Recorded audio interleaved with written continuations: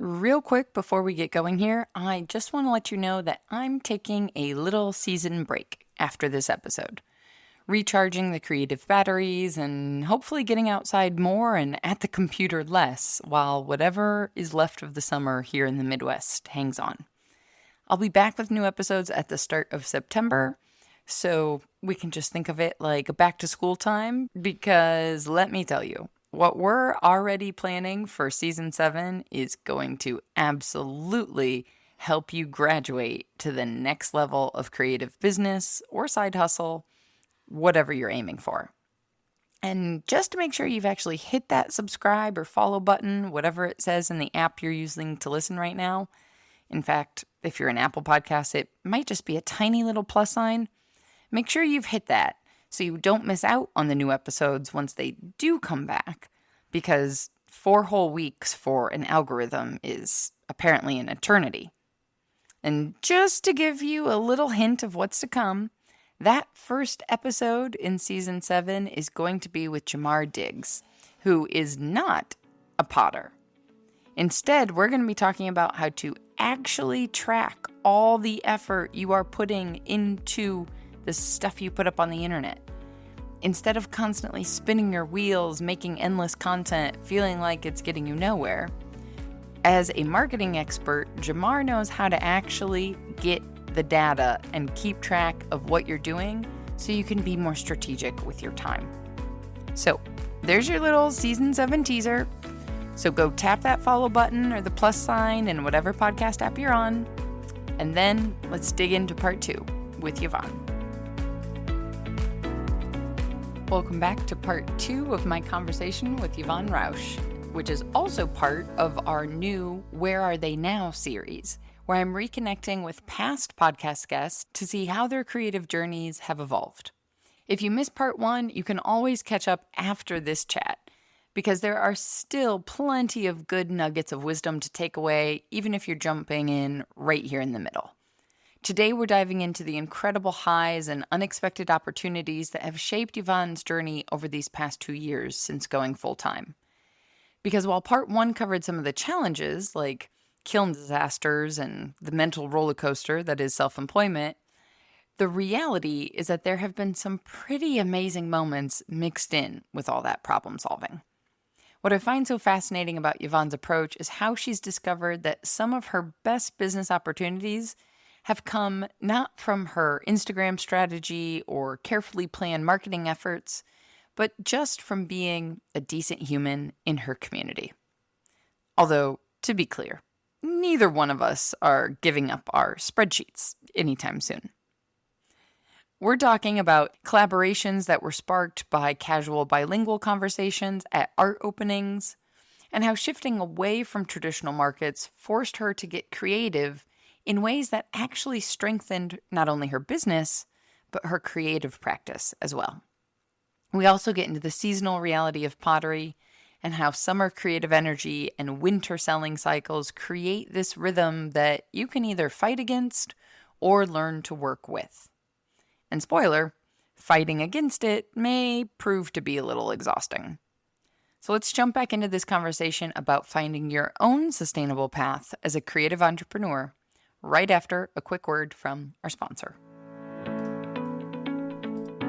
This episode is sponsored by The Community, your creative business support system with over 100 makers from around the world, with both the practical education you need to make a living from the things you make, found in our masterclasses on topics like finances, marketing, and SEO, plus the emotional support of fellow makers who truly understand what it's like to try and make a living from the things we make. It's like having both a business school designed specifically for artists and a team of colleagues who actually get what you're going through. But you don't have to take my word for it. Hi, I'm Anna, based in Galway, Ireland. I'm a full-time ceramicist since January this year. I was actually one of the first to join the community, and from the beginning I saw this as a beautiful space for makers growing and evolving. It has been a huge support and network for myself, and everyone is so wonderful and supportive. And even though we are all in different parts of the world, we have this special and wonderful connection I really love. You can find me on Instagram or TikTok. simply by Ceramics by Anna, or in English Ceramics by Anne, and also through my own webpage, Ceramics by Anne. If you'd like to come join Anne inside of the community, visit makersplaybook.com/community. The monthly membership option is a great way to give it a spin before you commit. But, spoiler, you're gonna love it. Now, let's get on with the show. Welcome to the Maker's Playbook, the show where we talk all about what it's really like to make a living from the things you make. I'm your host, seasoned entrepreneur of 14 years, Rebecca Ikes Kara. Okay, this reminds me, pragmatically, let's talk through, because you've moved studios in these 2 years also. Twice? Once? Twice? I did apartment and studio 2 months apart. Yep. Crazy for me. I was working and living in the same space. When you went full-time. Exactly. Like when I was part-time, I still had my apartment, my studio, my apartment. And I stayed there for a bit, I think the first year. And then me and my boyfriend decided to move in together. And he's like, there's no way we're having a studio in our apartment. Like, that's too dirty. And it's like, well, yeah, you're completely right. Maybe it's the step. So it was kind of like, I need to move out. So I need to find a studio space and an apartment at roughly the same time.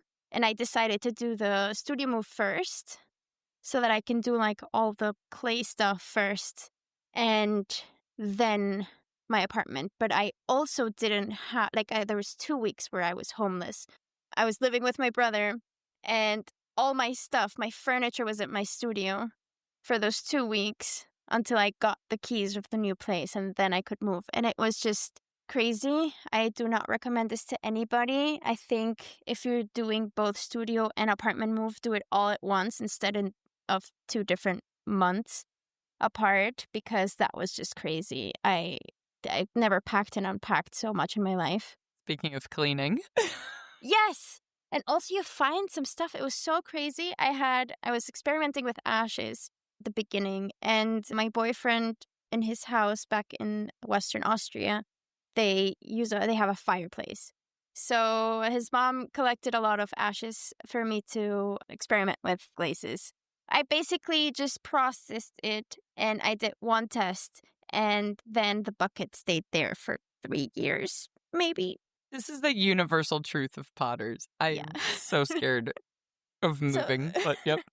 When I was moving, you're like, you have to make sure what you have, because you want to throw away as much as you can and use or put things together that are double so that you have less things to carry. And then I opened this thing that I thought I sealed very well, but no, I didn't. There's no water anymore, and the ashes started crystallizing, so I had crystals. I have them somewhere. I might need to send you a picture. But I had like this big crystals that formed in there. I was like, what do I do with this now? I cannot throw this away. But I think I would never have opened that if I didn't move. 100%. So this was a year after you were fully self-employed. A bit less than a year. I moved in April studios last year, and I went full-time in August 2 years ago. And you did that first huge holiday market, you did that winter, right? That was basically initiation by fire. The winter before. Okay. You had done... So it's still No, wait. No, you're right. I was going to say, how did you do 5 weeks of a market? Because the year before that, I did 2 weeks and I was still part-time. And after those 2 weeks, I was exhausted and I still had to work because I took vacation for that. And I'm like, I don't know if I can do this. So I spoke to them right away because we need to tell the market already in January if we're doing the next year. And I told my employer, which is, just to be clear, is for like a December market. Yeah, basically. So in January, you have to say if you're doing it or not, basically almost a whole year in advance. So I tell my employer by then, I'm like, I'm going to do the whole thing. It's 5 weeks, Monday through Sunday, 5 weeks. It was a retailer. It's also their most busy time. And I was the only employee. And I'm like, I'm going to do the whole thing. I don't know how we're going to make it work, but I'm just letting you know now in January. And they're like, December's like a long time away. I don't know what to reply for this. And I was like, I'm just letting you know. And they were willing to make it work, of me taking off all that time and then kind of like having more hours after that. But I think by August, I was like, I need to put my full time into producing for this as well.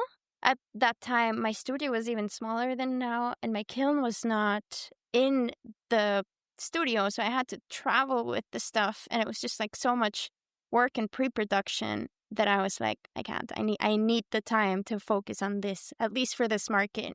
And that market went great. It was really fun, very exhausting. I had to hire people as well to help me out. I was going to say, I want to back up a little bit and talk about this market because I don't know how many people are going to have heard a story about how the hell you prepare and plan, even though plans change, just the sheer reality as a ceramicist to be able to do a 5-week long. So like, let's just like back all the way up. The market is a holiday market in Austria. Yes. Does it start in November? It starts in November 23rd or 22nd, depending on the year. Okay. And then goes all the way through December. 23rd of December always. So like one day before Christmas, basically. So it's between 4 and 5 weeks, depending on the year. Monday through Sunday, there's no day off. Every day you have to be there. You have to be on the dot. Because if you're 10 minutes late, you get a fine. If you leave 10 minutes earlier, you get a fine. If you're sick and you don't show up, you get a fine. So and it's outside. And it's outside. I mean, we do get like a little, I don't know if you've ever heard of Austrian Christmas markets. They're quite a thing. A lot of tourists come and see. There's such a thing that Americans are trying to recreate them. Like even in our like tiny little the suburb of Milwaukee is trying to do like it's a Christkindl market effectively. That's the name. But yeah, that's the name of it. Yeah, we get like this little houses or these little huts. You get a door and a key and you can close the whole thing up. So, I mean, that's, of course, really nice because you just set up once and then you live your whole inventory in it. And you just show up as if you were an owner of a shop. You have to come in and you have to sell. And I think how do you plan for this? You can't. Basically, it's hard because, like, I've been doing this market for a while. That was the first time that I did the 5 weeks. But before that, you can also choose, like, time slots. And I would always do the 2 weeks time slot, which is still very exhausting. 2 weeks is still 2 weeks. But 5 weeks is like, damn, how much do I produce? Like, what do I produce? When do I start? One item could become really popular and you could realize you're going to sell out and you can't, if you're at the market, you can't make the thing. You know, it's not like you're no hate to the jewelry designers, but presumably they could have some materials in the booth and like, you know. And there's many people who do that, like because it's a holiday market that is just for crafts people. So my neighbor does hats and some fashion stuff. So she has her sewing machine with her. And also when it's like slow, she has time to produce more. And if someone comes and is like, oh, I would like this in red, it's like, okay, come by tomorrow. I'll have it ready for you. And that's also something that I didn't expect was going to happen, that people would come in November and be like, oh, could I have this before Christmas? And I'm like, no. It's like, what do you mean? It's a month away. I'm like, yeah, but I'm here. I'm sitting here for the next month. I'm sitting here. No time to go to the studio. It's 8 hours a day. And at the beginning, I remember the first time I did this market, I took a B2B order because I was very excited. I got my first B2B order and I had to work, like go to the studio in the morning, do this order, then go to the market and then like every day do something. And I was still working at that time part-time. So after this 2 intense 2 weeks, then working again, I was like, no, never again. I'm going to take something after October just because you can't do everything. And I think that's hard to think of. This is a time slot that I really can only concentrate on this. And like right now I'm doing candle holders and I'm sweating because it's so hot. And I'm thinking like, yeah, this is for Christmas. This is for Christmas. Just think it's for then. And you take everything. Like that house has my full inventory. I never leave anything behind. If it's 100 years old or if it's freshly new out of the kiln, it's going to be there because, as you say, things go very well with one product that you didn't expect and you're sold out and you're like, okay, what's the next item? And something I also really learned was the power of the magic box. People love going through boxes. And I had one that said sample sale, every piece for 15. And it was like really, really old stuff or stuff with cracks or whatever that people just went by so quickly. So then I put a box like on the other end of the booth that was not a sale. And it was like mini bud vases. And just people love to go through them. And I've never sold so many mini bud vases until I have the magic box. So if you have a market, have a magic box. We have you've seen the pictures of the walls that we put up in our booth Yeah. for markets. And not in the front of the booth, but in the back. So you have to like commit to actually coming in. But there's a box that in part helps support the wall. But also I just have like a 5x7 frame set up next to it. So you do have to be in there because I guess we could totally put a sale out in the front and that attracts people. But that's going to be a different type of person Yes. buying the stuff than maybe what we're trying to go for. But you called it a sample box, and I called it a test run box.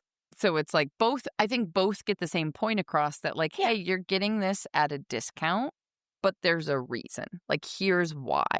And it's, no, we can't create more of this. We were testing glaze recipes, and this came out differently than we planned. We don't make it anymore. We can't make it anymore because it was a test. Like, I don't want to make it anymore because I Also- don't like it. Exactly. We weren't going for brown stripes, actually, as it turns out. Glad you love it. Great. Take it, please. Yeah, definitely. I understand a lot of people that are very critical with their work and don't want to sell things on the discount. I myself cannot say that I'm that person. I feel like I do something and I just don't want it to stay around in my studio. I also don't feel okay breaking it because I know someone's going to get joy out of it. So I'd rather just get rid of it in the form of selling it at a discount, putting it in the sample sale. I've put some stuff in that box that I should definitely would have sold for much more if I didn't, but I was just not happy with it. And for me, I was just okay just giving it away. And I love it because every year I feel like I start fresh again and I don't have these things that I didn't like sitting in a drawer somewhere taking some space. Especially because my studio is very, very small. I don't have space. I need to get rid of stuff. It makes me a lot of money because these are, as you said, different type of people. They're not going to buy a $200 vase. And that's okay. But they're going to help me get rid of the things that I don't want to see in my studio anymore. And that's okay too.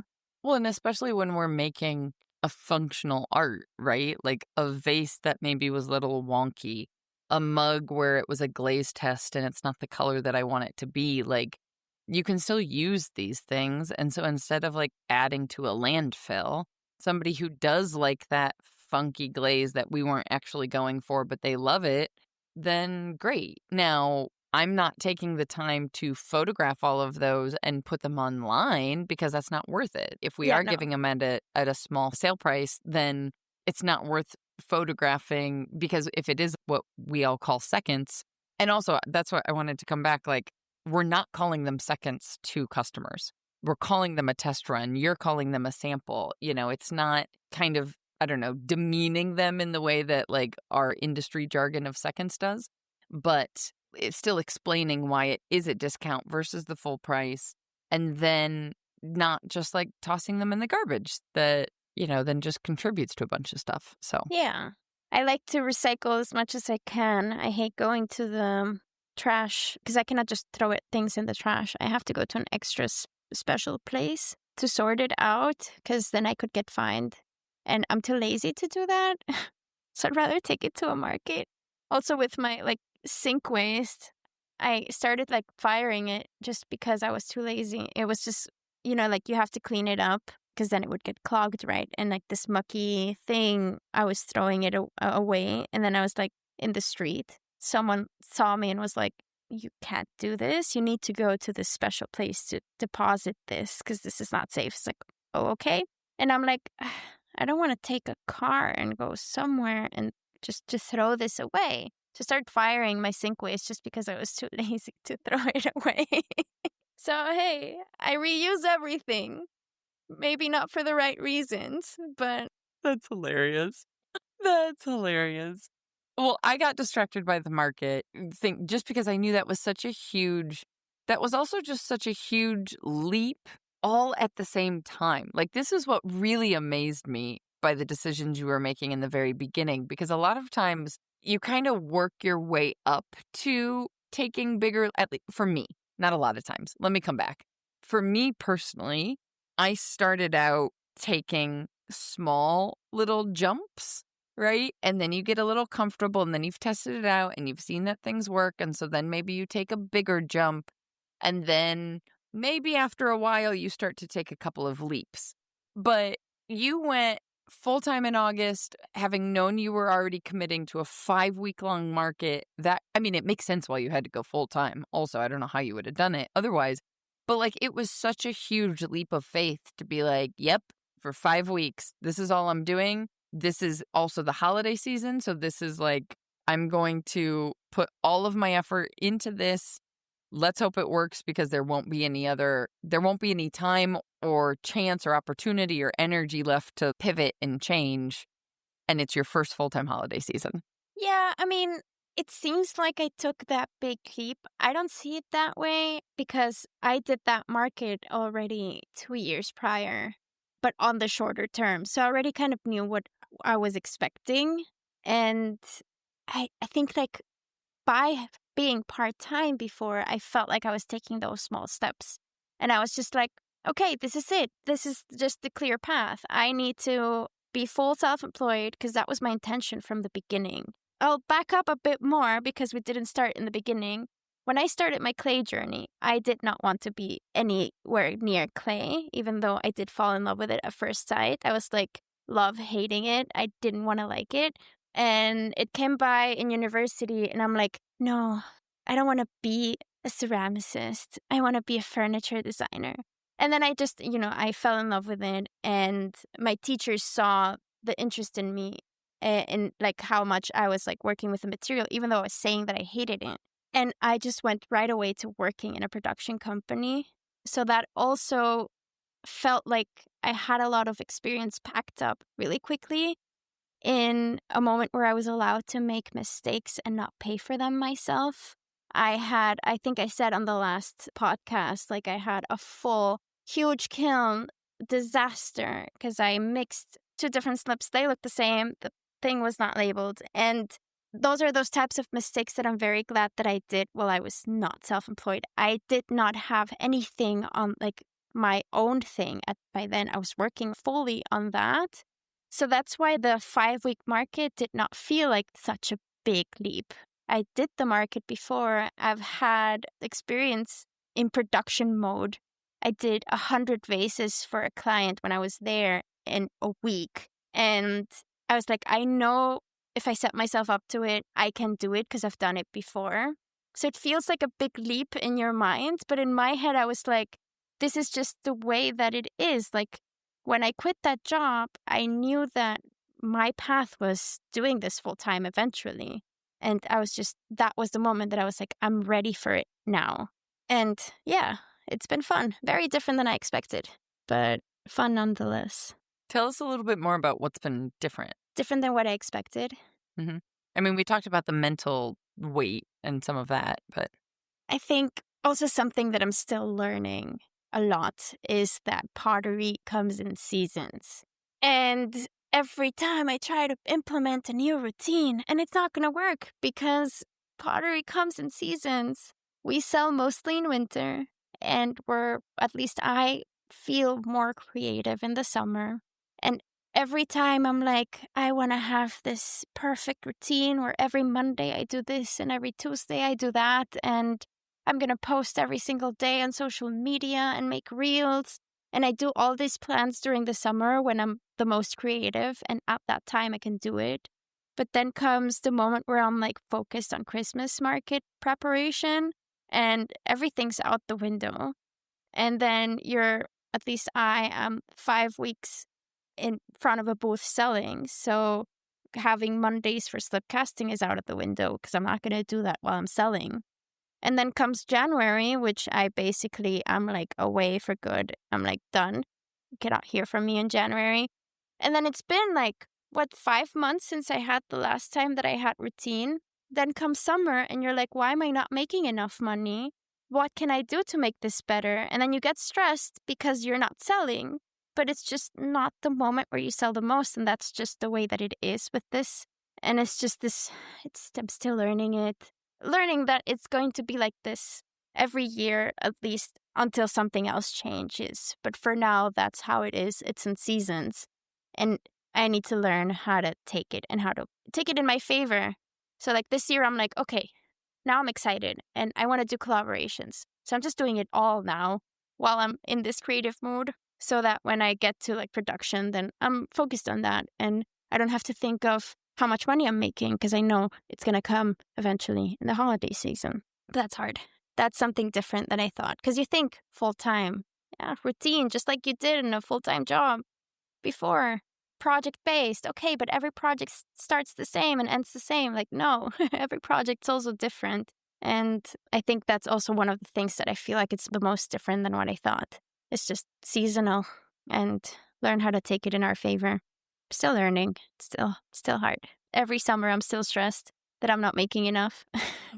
Well, and that's also the like nerve-wracking thing about seasonal. And this is true for people I know who own retail stores. And, I guess that's no craftsperson, artisan, potter anywhere out there thinks like, oh, I'm going to become a full-time potter. That means I work in retail. But if you are selling direct to consumer, as in like you make the stuff and you sell it directly to the person who wants the thing, you're not selling it wholesale or you're not working with corporate people or whatever, then the schedule is around a retail schedule. People are buying gifts for the holidays. People are buying something for, I don't know, Mother's Day or Father's Day or someone's birthday or, there's a few other little ones that pop up throughout the year, but overwhelmingly holiday money. And when I say holidays, I mean the December holidays like Christmas and Hanukkah and whatever.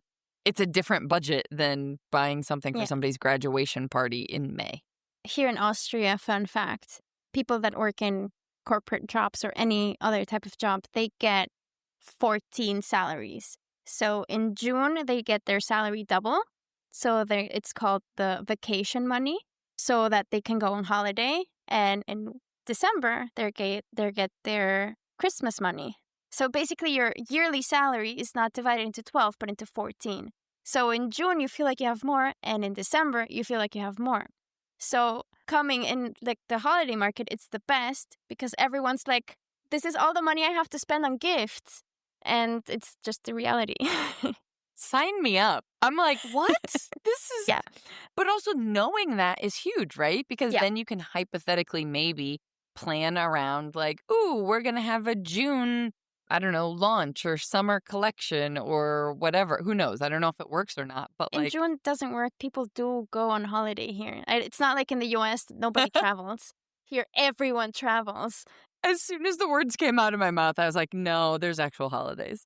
People actually do travel, and there's 25 days in the year where people in the corporate world can take off, and they take them off. Not just can, do. Exactly. For example, now the whole city is completely empty because people are taking holidays, and that's just awesome. Maybe that's why you feel more creative because you have like breathing space. I also think the light helps, like having long days. I stay until so late in the studio. And before I used to feel bad coming like really late home and be like, sorry, didn't come for dinner. I was just working. But I'm now just taking it. And like, if I feel excited to work, then I'll work. And then in the winter, if I want to finish by 3, then I'll finish by 3. And that's a big plus of self-employment. You decide when to stop the day. Yes. I don't know about you, but for me, there was also this like allowing that to be true, allowing the schedule to be different and to fluctuate with the seasons, with how you're feeling. That is one of the biggest perks of self-employment that I feel like a lot of us,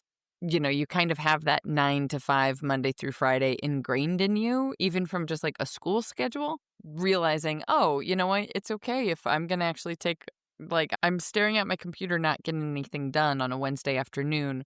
Why don't I get up and go read a book outside because it's actually nice outside finally? that might mean I work half the day on Saturday, but whatever, Yeah. you know. Or take Saturday off. I started taking weekends off, with exception What a of concept. markets. Wow. Like when I was studying, I had to do service, and the weekends was the time that I was working, and I never had full weekends until I became self-employed, which is funny because it's usually the other way around. I was like, no, weekends are like holy for me. I need to take off. And it's so nice that I don't work at home anymore, because that was very hard to. It was so easy to be like, oh, but I can just do one cup, one mug, and then I can do a weekend. But here it's like, it's far away, so I'm not coming here on the weekends, and I love that. I love that for you. Thank you. It's funny with the whole 14 salaries here. That's so cool, but I'm self-employed, so I don't get that. Spoiler. Spoiler. We get so many benefits as workers, but I decided not to be one. You move to like the part of the world where all of us are jealous of like the corporate structure and are like, meh, who needs it? Who needs it? And they make life so harder for like business owners and so easy for like workers. It's like, why?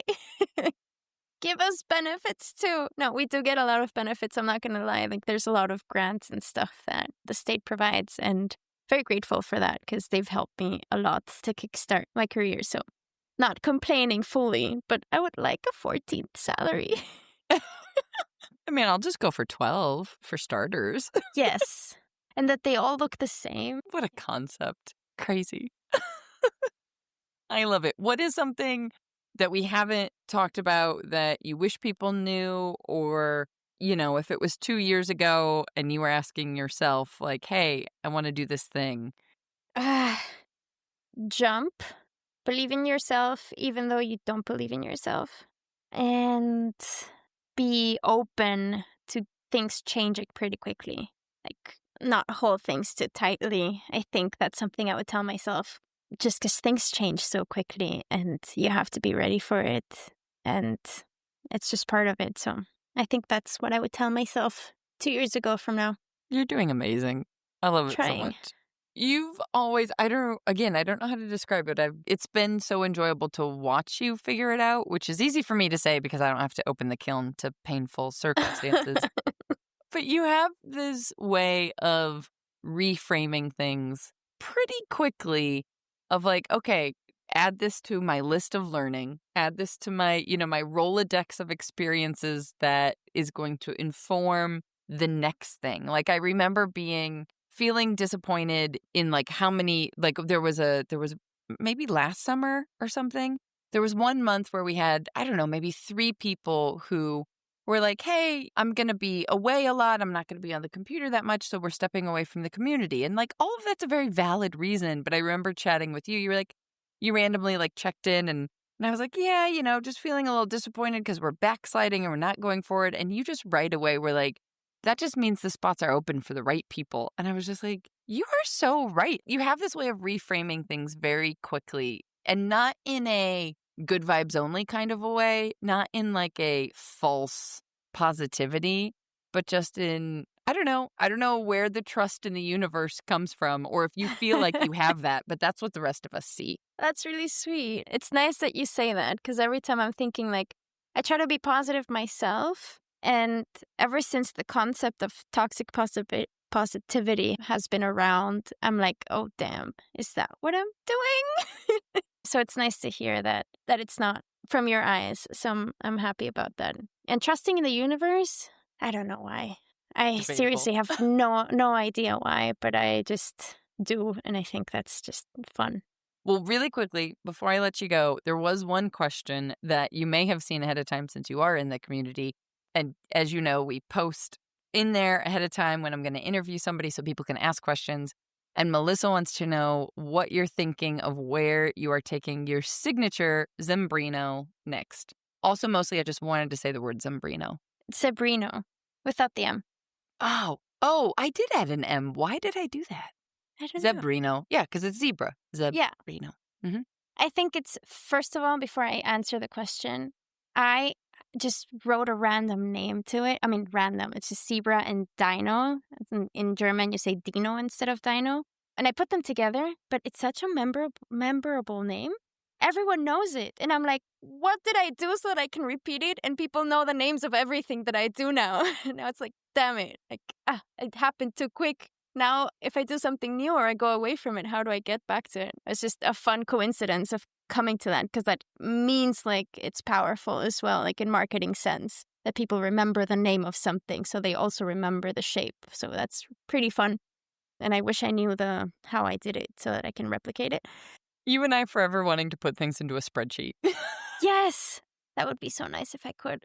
But I don't know where they go next. I feel like when I started doing them, it was a very stressful day in the studio. I was just doing the same amount of cups and mugs, and I'm fed up with it. And I do slip casting, for those of you who don't know. And I have a bunch of molds, and I'm like, what happens if I just start collaging in 3D? So I had like a plate, then I put a plate on top, and then I had a cylinder, and I started cutting it and making like different handles, and like the first series was every single one completely different, and then I just stuck with 2 shapes that I keep repeating now.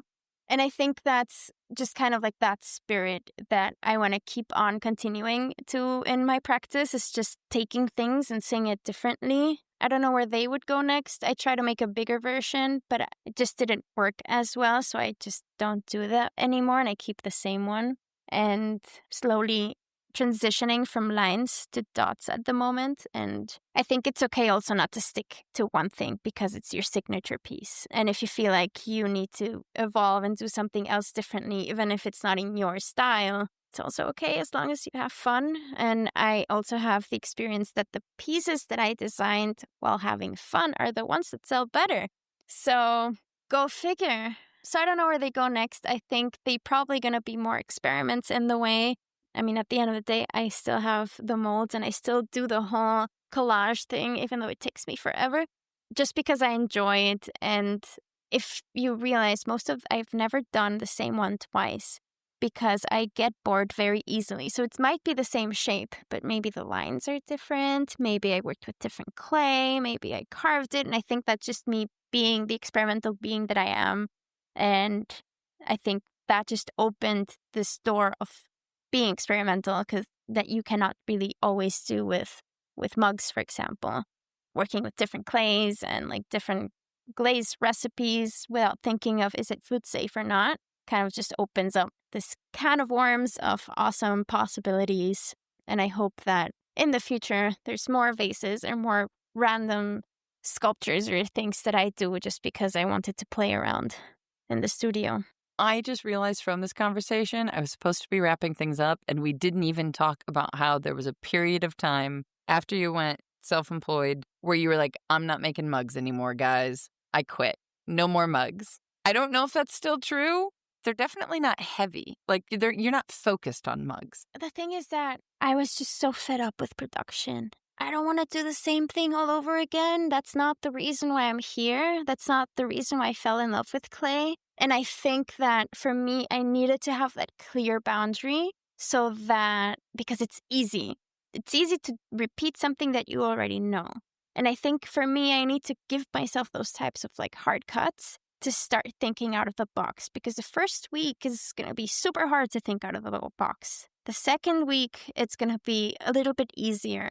Third week, you're like, okay, how can I put this and that together? And like, oh my God, let's add this element and the other one. And I just wanted to have that experience. So in my head, I was like, let's do it. I can do it. And decided to stop on mugs for quite a bit. But then this year came and I took a long break. So I was gone, as I said, on holiday for 3 months almost. So when I came back, I'm like, well, let's be real. I need money. People buy more mugs than they do vases. So let's bring back mugs.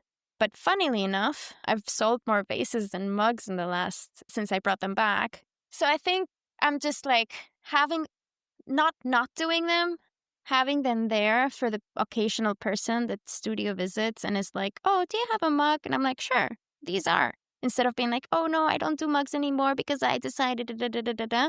But I don't have this mindset anymore of like, well, not mindset, but I think everyone who starts pottery starts thinking about mugs because it's the first thing that you can use in your house, use yourself. And I think that's where the ideas start evolving in, okay, let's do a handle like this or a mug like this with this color, with that, because you can use it immediately. A vase you don't use immediately.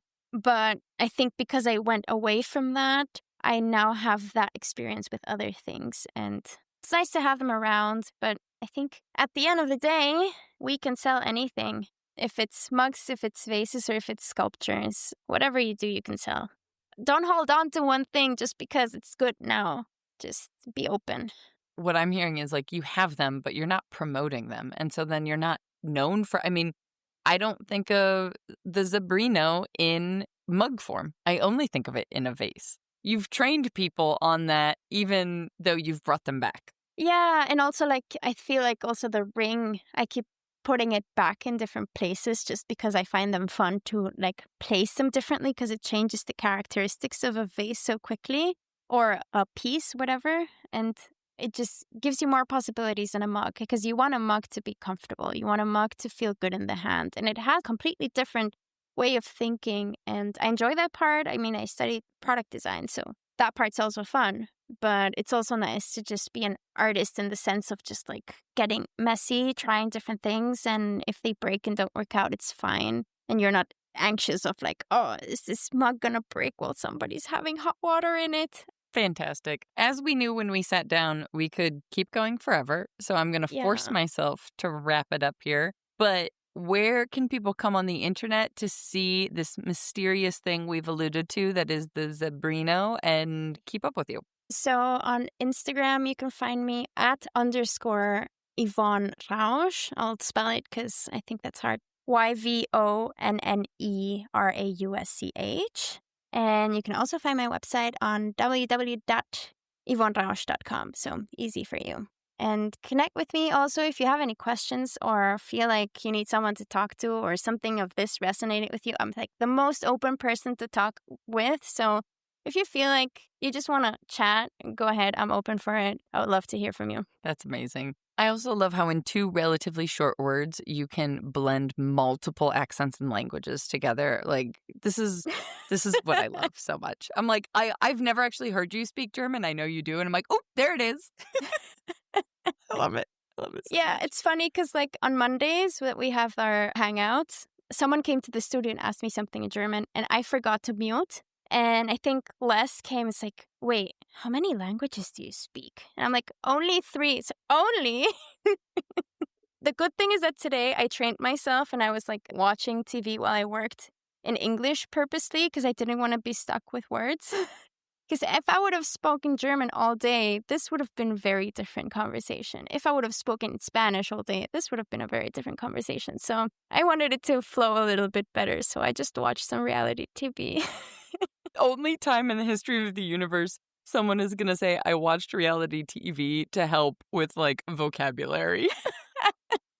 It's just so my brain is in English and stays in English. Oh, yeah. I know. It's actually kind of a superpower. This completely digresses, but I'm thoroughly enjoying when the conversation goes totally off book at the end. So I'm just going to lean in. It's kind of a superpower that I don't think people who are bilingual appreciate because I think it's also exhausting and trilingual. Let me correct myself. That like you can flip a switch on and off. And so if you're feeling exhausted by something, you just stop actively thinking in that language. And it's not the same as trying to ignore something, right? Like if I'm at a coffee shop and there's like a really loud table next to me, I can try to ignore them, but that takes more energy to try and focus on what I'm doing, maybe, than if I'm at a coffee shop in Italy. I mean, this is a bad example because people don't go like sit with a laptop in a coffee shop in Italy. So don't do that, people. They don't? But anyway, no, not the coffee shop culture in the US is totally different. But I digress. You like anywhere else, I suppose. So I'm using Italy since I'm actively using that language. If I get tired or I'm like, okay, I don't want to like listen to these bros at this hypothetical coffee shop talking, you just turn it off in your brain. Depends on which language it is. Well, you're more fluent than I am, obviously. When I was learning German, I still didn't have it fully grasped. it was easier to turn it off because you're tired and you don't have the mental capacity to just develop it in your mind because it's not completely translating it. But the way that your brain just develops it is different than you do your main language. But so for me, for German, turning off is way easier because it's the last language I learned. But if I am in a coffee shop here and I hear Spanish, there is no way I can forget about that. It's there and I'm talking to you and then I'm hearing them like blabbering in Spanish. I know more what they were saying than what you were saying. Yes. This is only true from a second or third language, not a native language, for sure. Exactly. 100%. Yes, which is actually why sometimes, no offense to anyone, it's so painful for me to hear tourists in Italy because I'm always like, oh my God, you're so loud. Stop. It's so obvious. But it's just because the English is so much more obvious to me than the Italian. Also because we're loud. Americans are loud a bit. But it's nice because when I'm in the Christmas market and I hear Americans, I'm like, yes. Hi, I can speak English now. You're like, mwahaha, I've got you. Yeah, it's fun. Also because they're chatty. And sometimes you're like in the low moments, you want to chat. So it's nice because you talk about the weirdest stuff. Mostly with Americans, so I think that's always fun. And it's nice that they're loud because you can hear them from a mile away. And you're like, okay, you're up. Chatty time's coming. Oh my gosh, that's amazing. Who would have ever known? Yeah, I didn't mean to offend anyone. This is all in positive notes. I love everyone. You know, these random asides we keep having at the end of conversations really are telling me who of you actually listen all the way to the end of an episode. I'm just saying. Just kidding. Mostly. Getting back to the point. I love how Yvonne reminded us all that sometimes the best client connections happen not because you're strategically networking, but because you're just being a decent human, helping someone carry boxes and striking up a conversation in the process. It is such a perfect reminder that our creative businesses don't exist in isolation from the rest of our lives, and that authenticity in how we show up as people can often translate into equally authentic business relationships as well. Not to mention how for many of us, we get so focused on growing things online and how to find more followers, which, as a reminder, are just actually humans. At least, hopefully they're humans if you're doing it right and not getting robots. The point being, when all we might actually have to do is participate in our local communities. Hold a door for a neighbor in the same building as you. Learn the names of the farmers at the local market you get produce from. Strike up a conversation with the store owner in that little spot that you dream of having your pieces in. Not because you have an end game to try and get your work in that store, but just because you genuinely love the store and want that person to know that you see the work that they're putting into it. Or just go do another activity you enjoy. And as you get to know other people, when they ask what you do or what other hobbies you love, mention your craft. In fact, this makes me remember something a mentor once told me, over 14 years ago now. He said, every person you know should know that you have started a photography business. And naturally, those people, in turn, may share that information with the people that they know. In fact, ignoring my realizing that this ending here is dragging on a little bit, here's a quick example for you, just as a reminder that you really never know where opportunities might come from. The first summer Francesco and I did markets, we started out with a small, little 4-hour farmer's market in the town next to us. At that market, we struck up a conversation with a woman who I don't actually think purchased anything, but she ultimately invited us to set up our booth at an event at the local farm she worked at. Now, this event was free and it was the first year we were ever doing it, so we said yes to everything, obviously, especially the free ones. However, That event at the farm, frankly, was almost a total bust. But we stuck it out. We stood there awkwardly for 4 hours, barely making a single sale, and didn't pack up early despite the children running wild far too close to our shelves full of breakable pottery, while the parents were hanging out on picnic blankets on the opposite side of the yard with a bottle of rosé.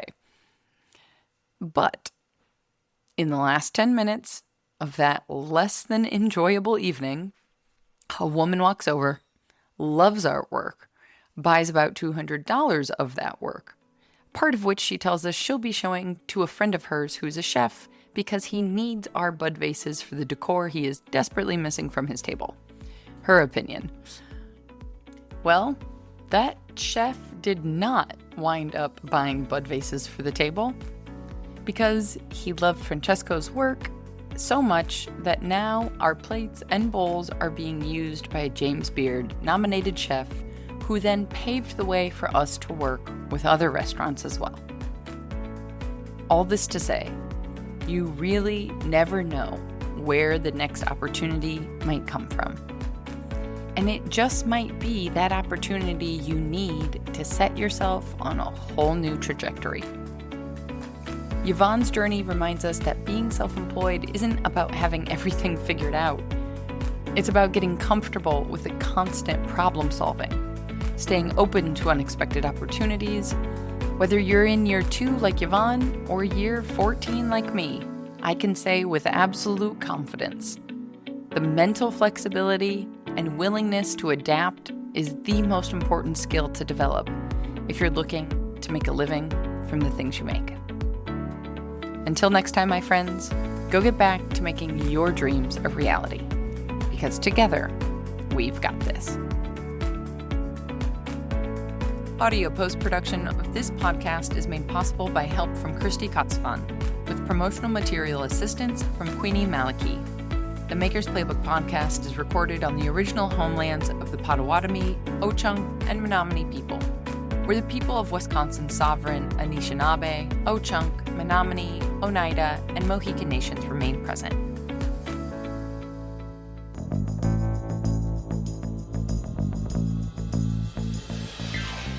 This podcast is a production of the Brickyard Network.